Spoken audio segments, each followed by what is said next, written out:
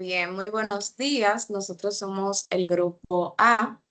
Nosotros pertenecemos a la Universidad Central del Este con la materia Semiología Quirúrgica, impartida por el doctor Hugo Harling Florentino. Nosotros en el día de hoy vamos a estar hablando sobre el manejo de masas cervicales. Los integrantes de este grupo son Perla Duvergé, Gabriel Familia, Stephanie de León, Ibe César, Karen Cabrera y Alondra Fabián. Quien les habla es María Constanzo. De manera introductoria, podemos decir que las masas cervicales representan un hallazgo clínico frecuente que puede tener diversas causas, desde procesos benignos e inflamatorios hasta tumores malignos. En los casos donde el tratamiento médico no es suficiente o existe riesgo oncológico, la intervención quirúrgica se convierte en la principal alternativa terapéutica, buscando la eliminación completa de la lesión y la preservación de las estructuras vitales del cuello. Yo les voy a estar hablando sobre la definición y clasificación de las masas cervicales. Una masa cervical es cualquier lesión localizada en la región del cuello que se manifiesta como aumento de volumen visible, palpable o detectado en estudios de imagen. Esta puede ser de manera congénita o adquirida y obedecer a procesos quísticos, sólidos, vasculares o inflamatorios. Estas pueden presentarse de forma aguda o crónica, dolorosa o indolora, móvil o fija, blanda o dura, y características estas son las que orientan al diagnóstico clínico sobre su posible naturaleza. Por ejemplo, una masa blanda y móvil suele ser benigna o inflamatoria, y una masa dura, irregular y fija puede sugerir malignidad o infiltración a tejidos subyacentes. Las masas cervicales se van a clasificar según su anatomía y según su etiología. Según su anatomía, se clasifican por la línea media del cuello, la región lateral del cuello y la región posterior del cuello. Dentro de la línea media del cuello tenemos el quiste de conducto tirogloso, el bóceo o nódulos tiroides y quiste dermoide como ejemplos, y estos se definen como masas que se ubican sobre o muy cerca de la línea media cervical. Tenemos en la región lateral del cuello el quiste branquial, las linfadenopatías selectivas o metastásicas y los tumores de glándulas salivales. Estas se definen como masas localizadas a uno o ambos lados del cuello, por delante y por detrás del músculo esternocleidomastoideo. En la región posterior del cuello tenemos las linfadenopatías, las malformaciones como por ejemplo el higroma quístico y los lipomas. Estas se van a definir como masas situadas detrás del esternocleidomastoideo y por encima de la clavícula. Según su etiología, la clasificación se divide en congénitas, inflamatorias o infecciosas, neoplásicas, vasculares y traumáticas o iatrogénicas.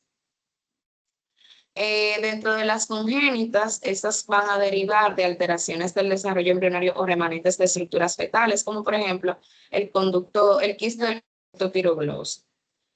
Tenemos las inflamatorias o infecciosas que van a resultar de la respuesta inmune a infecciones locales o sistémicas, como por ejemplo la adenitis bacteriana.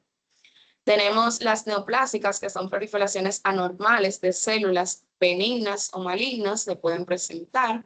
Estas, por ejemplo, van a ser los lipomas o los linfomas, entre otros.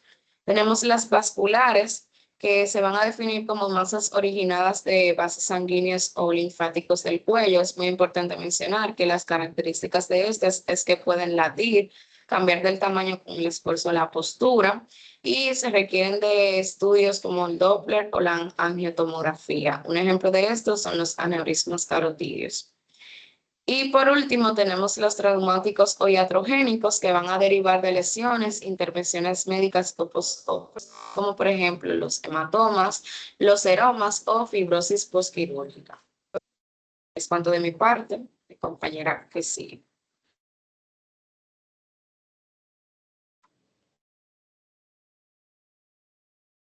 Bien, buenos días. Yo voy a estar hablando sobre la evaluación y los estudios de imagen principalmente la evaluación preoperatoria a masas cervicales. Puedes pasar la página.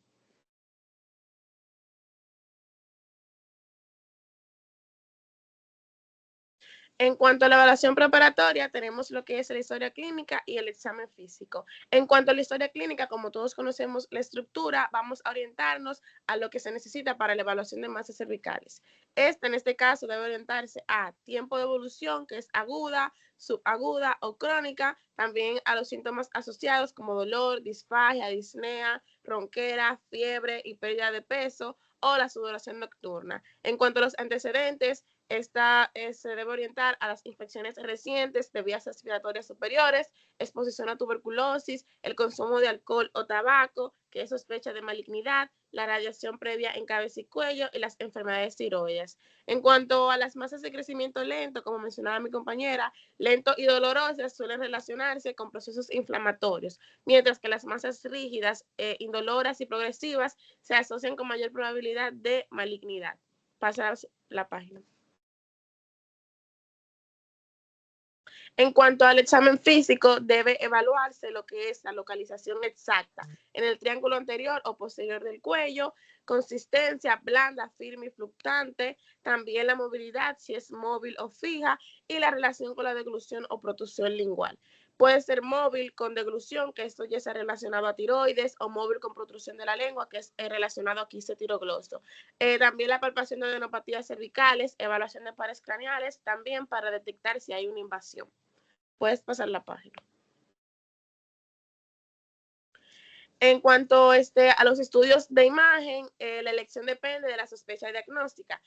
Los estudios de imágenes tenemos la ecografía cervical, el TAC contrastada y la resonancia magnética. En cuanto a la primera, los hallazgos claves aquí es que se permite distinguir lesiones quísticas versus sólidas y también a poder guiar las biopsias. En la segunda, el TAC contrastada, tenemos que es útil en masas grandes, linfomas, abscesos y sospecha de malignidad. Y la resonancia magnética se usa cuando se requiere de evaluar nervios o bases del cráneo. O sea, también tenemos la radiografía de tórax, que se usa si se sospecha de metástasis o de tuberculosis. En cuanto a las biopsias y estudios histopatológicos, la toma de tejido es clave para el diagnóstico definitivo. En cuanto a la aspiración con aguja fina, que en este estudio es el estudio inicial de elección en la mayoría de las masas cervicales, especialmente adenopatías y masas tiroideas. Tiene alta sensibilidad y baja morbilidad. También está la biopsia por core o aguja gruesa, que esa se utiliza cuando la FNA no es concluyente y se requiere de arquitectura tisular, por ejemplo, los linfomas. Y también tenemos la biopsia excisional, que esa sería la última, que es indicada en ganglios persistentes, mayor a 2 o 3 semanas, sin diagnóstico claro, o cuando se sospecha el linfoma y se necesita de tejido completo. Nunca se recomienda incisión abierta en ganglios sospechosos de malignidad sin plan quirúrgico, pues puede sembrar un tumor y también complicar lo que es el tratamiento. Es cuando.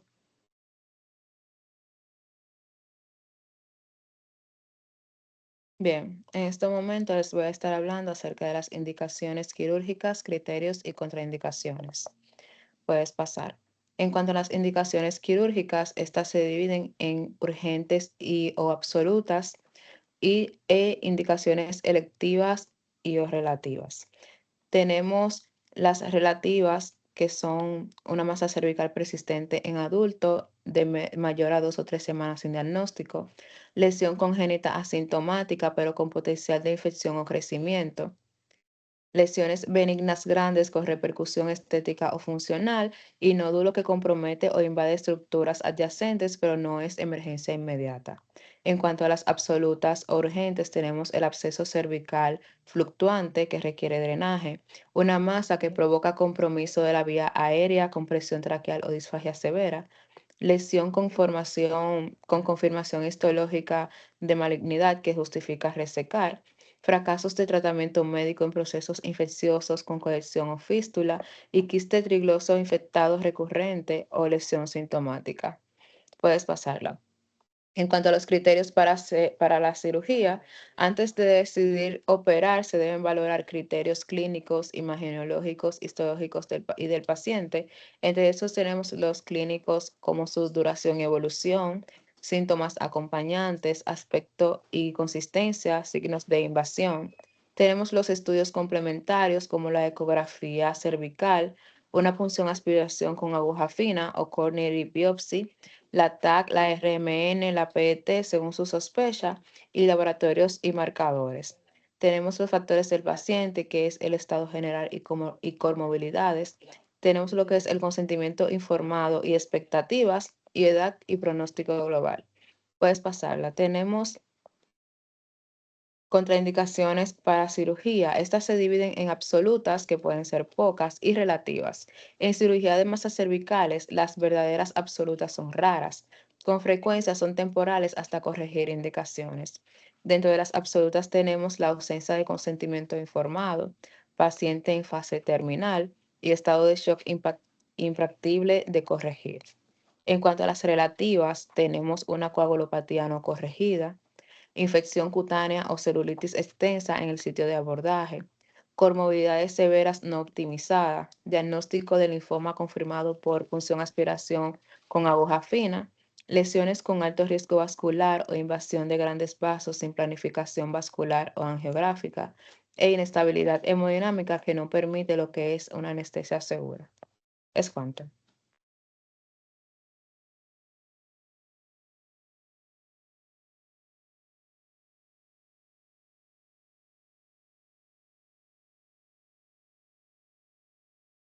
Bien, por favor, pasar a la siguiente diapositiva. Bien, ahora nosotros estaremos ahora tratando el tema de lo que son los diferentes tipos de abordaje cervical. Bien, la siguiente, por favor.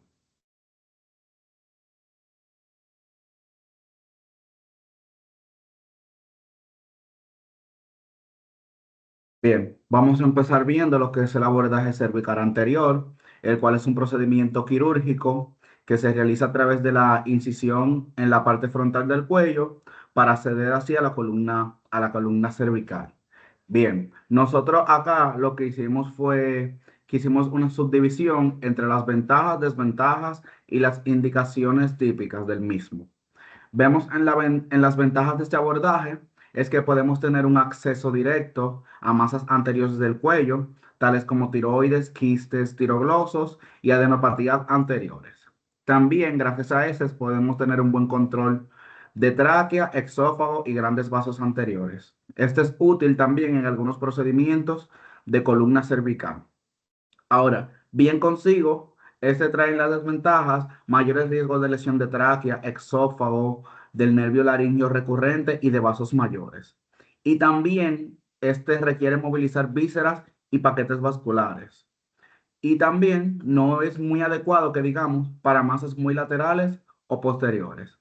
En las indicaciones típicas que podemos ver más comunes en este abordaje son las masas anteriores al esternocleidomastoideo o el paquete carotidio.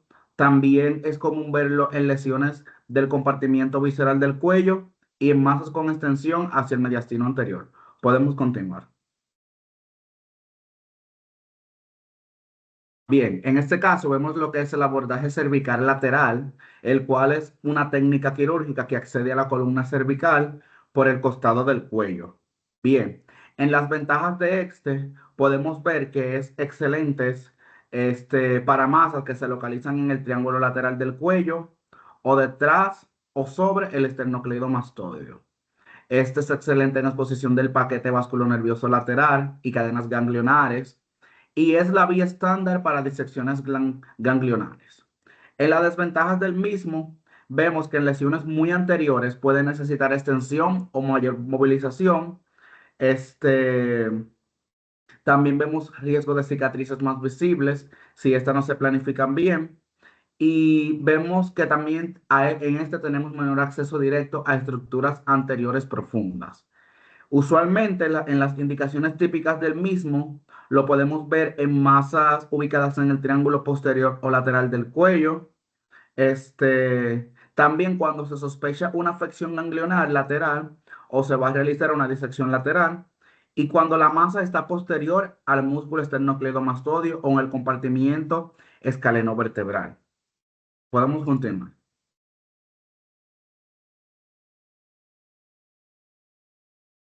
Ya como último abordaje, nosotros vamos a estar viendo lo que es el abordaje posterior.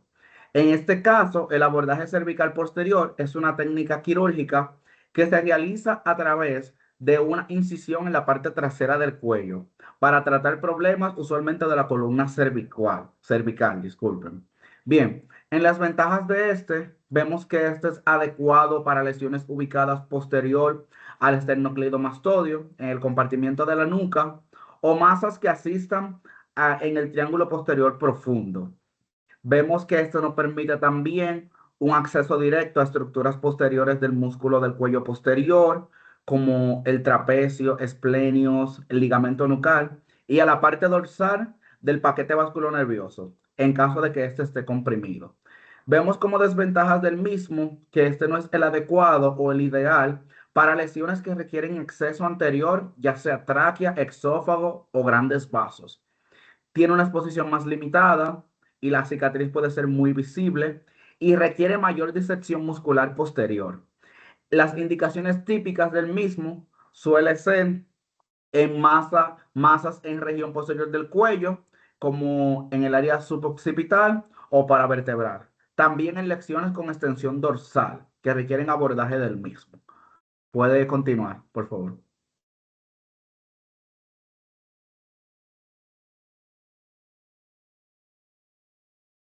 Bien, ya acá nosotros lo que vemos es un pequeño resumen de cómo suelen elegirse esos diferentes abordajes según la necesidad que tenga el mismo paciente. Ahora, vemos acá algunos tipos de abordajes que son los más utilizados, en el cual podemos ver la incisión transversal cervical. Esta suele ser más estética, útil para masas laterales y disecciones ganglionares. También vemos la incisión curvilínea o la ICS, también conocida como espina de pescado. Esta permite mayor exposición útil en lesiones profundas. Y vemos también las incisiones combinadas, que es cuando se necesita ampliar desde anterior hacia posterior. Hasta acá ha llegado mi participación, los dejo con mi compañera.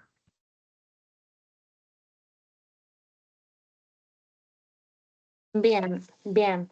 Yo voy a estar abordando el tema de las técnicas quirúrgicas. En cuanto a estas, primero vamos a estar viendo la recepción de quistes congénitos. Por ejemplo, los quistes tirogloso y el quiste branquial. En cuanto a esta, tenemos la evaluación preoperatoria.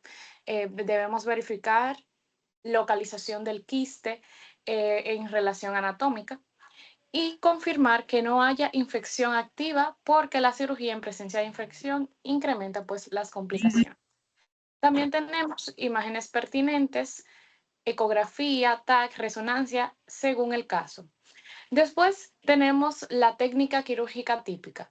La del quiste tirogloso tenemos un procedimiento de tipo Sistrunk, que se realiza la incisión cervical, identificación del quiste, seguimiento del tracto hasta la base de lengua, extirpación de la porción central del huesioides. Después hay un retiro del quiste, más tracto, más parte del hioides para disminuir la recurrencia.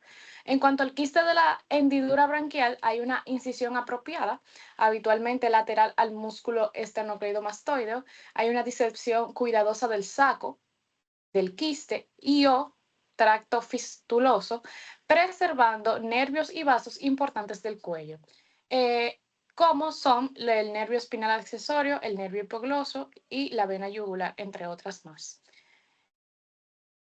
Siguiendo con el cierre y drenaje, tenemos una hemostasia rigurosa. También en muchos casos se coloca drenaje si se espera acumulación de líquido, y cierre en planos, asegurando buena aproximación de tejido para reducir riesgo de dehiscencia o formación de hematoma. Siguiendo también con este mismo abordaje, tenemos los cuidados postoperatorios. En cuanto a esto, tenemos la vigilancia de signos de hemorragia, infección, recurrencia del quiste. En cuanto a las instrucciones para reposo, debemos evitar elevación rápida del cuello, cuidado de la herida quirúrgica también. Puedes pasarla. Ya yo dije eso también. Para terminar con esta parte, tenemos también las complicaciones potenciales, que son las recurrencias del quiste por no haber extirpado completamente el tracto. También tenemos las infecciones del sitio quirúrgico y el hematoma cervical, que puede comprometer la vía aérea. Seguimos con las extirpaciones de ganglios o tumores benignos malignos en el cuello. En cuanto a su evaluación prequirúrgica, tenemos también la historia clínica, el examen físico completo, las imágenes, la biopsia o aspiración con aguja fina si se sospecha malignidad y la evaluación de extensiones, niveles ganglionares del cuello, compromiso de estructuras vasculonerviosas. Esto todo lo engloba la evaluación prequirúrgica. Después tenemos la técnica quirúrgica. Ahí hay una selección de la incisión que ofrezca buen acceso y permita la extensión si se requiere mayor disección. Tenemos la identificación y preservación de estructuras claves, tales como nervios, venas, entre otros, también músculos y glándulas que están ahí. También tenemos la disección sistemática de los niveles ganglionares comprometidos, por ejemplo, una disección funcional de cuello, si es tumor maligno. Si es tumor benigno, entonces hay una recepción con margen adecuado, pero menos agresiva que en malignidad, preservando máximo de estructura sana. También tenemos el control de vasos linfáticos y drenaje linfático para evitar linfedema o fístula linfática. Seguimos con el cierre y drenaje también de estos, que aquí vemos la colocación de drenaje cervical para evitar acumulación de líquido o sangre y cierre en capas, cuidado especial de piel para evitar cicatrices visibles y contracturas. En cuanto a los cuidados postoperatorios, tenemos el monitoreo de la función neurológica, los nervios craneales, vigilancia de hematoma cervical, riesgo de compresión de la vía aérea. También tenemos la evaluación de función tiroidea, paratiroidea y si la cirugía involucró estas glándulas. En casos malignos tenemos la coordinación con oncología para adyuvancia, radioterapia, quimioterapia, según el resultado pues, de la pieza. En cuanto a las complicaciones potenciales, tenemos la lesión nerviosa, que es el accesorio igual a la debilidad de elevación del músculo, y en cuanto al hipogloso, tenemos la alteración del habla y deglución. Puedes pasar. También en cuanto a estas complicaciones potenciales, tenemos el hematoma que comprometa vía aérea. Tenemos la fístula linfática o linfóretro, que es especialmente tras la disección ganglionar extensiva. Tenemos la recurrencia del tumor maligno. Tenemos la incompetencia funcional o estética, que cuenta la cicatriz visible y la restricción de movimiento. Es cuanto por mi parte.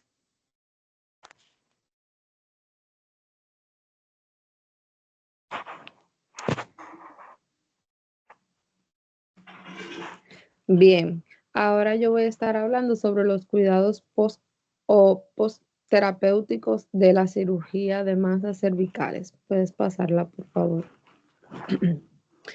En el manejo posterapéutico de las masas cervicales, es fundamental para prevenir las complicaciones, asegurar una adecuada recuperación y favorecer la cicatriz del área intervenida.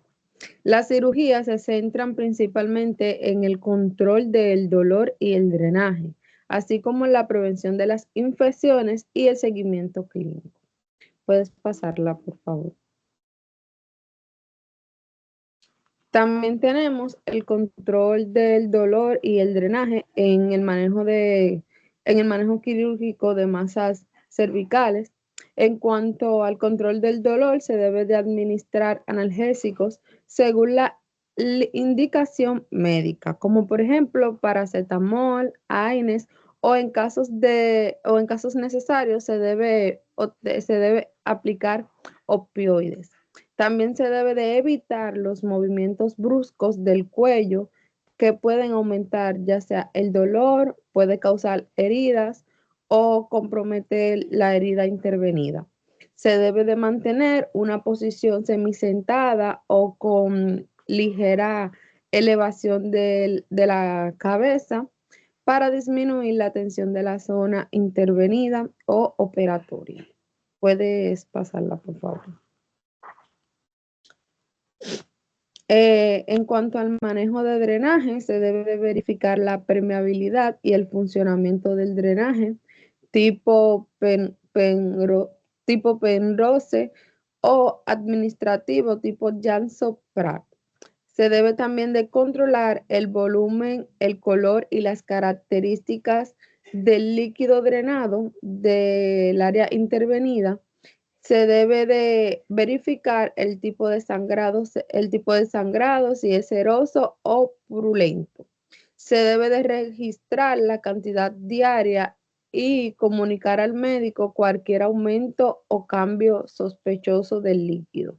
Se debe de retirar el drenaje según la evolución y las indicaciones médicas. Se debe de tener en cuenta usualmente la cantidad o el aumento de drenaje si es de 20 a 30 milímetros por 24 horas. Puede pasarlo, por favor.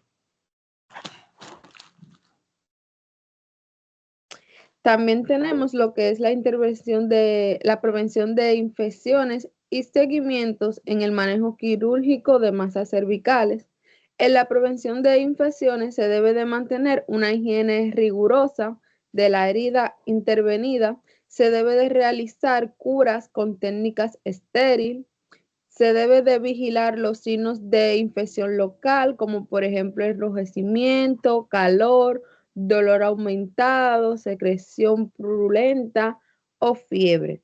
Debemos de cumplir con el tratamiento de antibióticos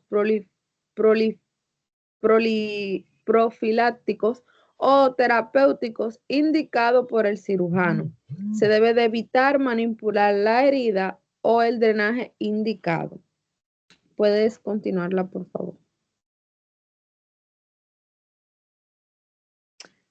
Ya para concluir con mi parte, tenemos también el seguimiento postterapéutico, que nos indica el control médico periódico para evaluar la evolución de la herida y retirar los puntos de sutura. Se debe de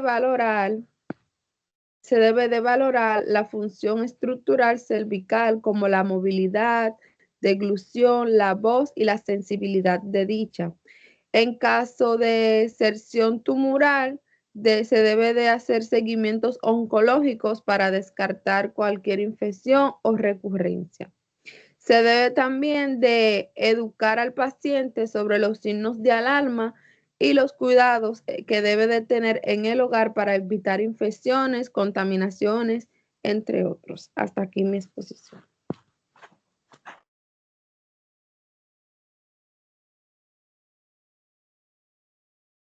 Bien, ahora continuamos con lo que son los pronósticos y las complicaciones del mismo.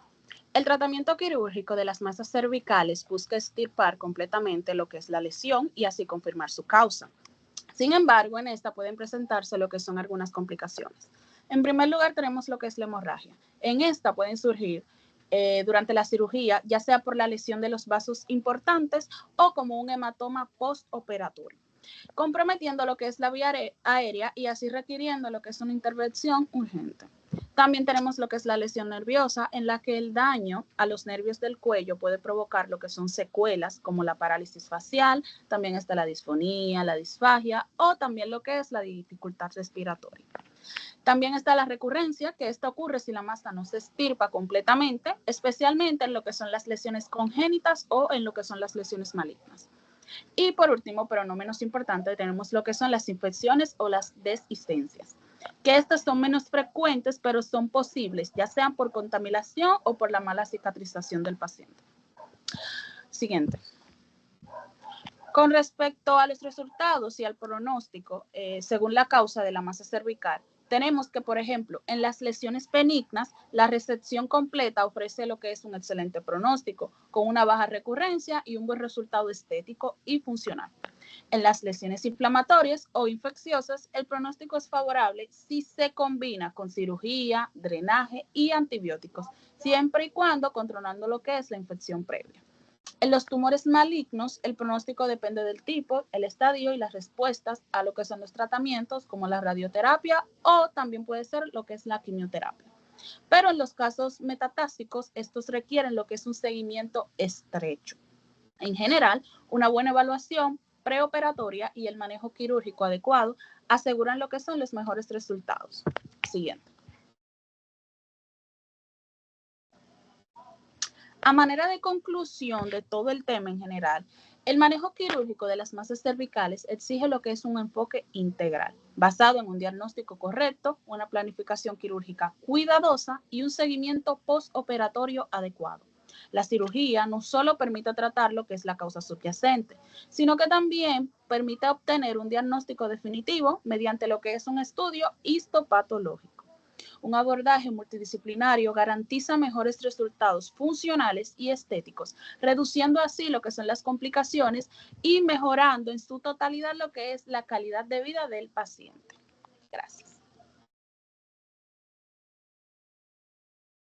Muy bien, es cuanto de nuestra parte por el grupo A. Muchas gracias por su atención. Estuvimos tratando lo que era el manejo quirúrgico de masas cervicales. Muchas gracias.